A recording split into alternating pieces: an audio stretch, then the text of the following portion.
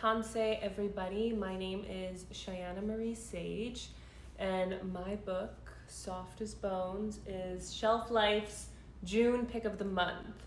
And I am super grateful and very honored to have my book, my baby, my memoir be chosen as the book of the month for Indigenous Peoples Month. It is a great honor. This book has been with me a long time. It was about a 4-year process in total of writing the book, finding my agent, selling the book, editing the book. It's interesting because the book is actually comprised of 4 parts, and in my culture, 4 is a sacred number. It represents like the 4 directions. It represents the medicine wheel. And my book came out on May 27th and is available everywhere. I will be at Shelf Life on June 17th for an event. We'll do a reading and a signing. But yeah, this book, I remember it began as an essay. When I was about 25, 26 years old, I finally felt emotionally ready to tell this story. And it was actually 2020 during the year of COVID, and COVID actually had a lot of positive impact on my life because I finally had the time and no distractions. So I just sat down and started writing this story, which ended up becoming this essay called Soar, which actually won first place in the Edna Stabler essay contest. And then it went on to win the silver medal in the best personal journalism category for the National Magazine Awards.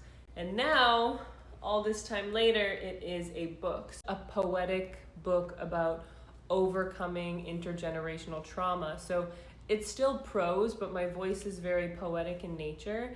And basically what I'm doing with this book is I'm weaving together the personal story, the personal narrative, along with my family members' stories, and then weaving those together with Cree cultural stories and ceremonies as modes of healing throughout the work.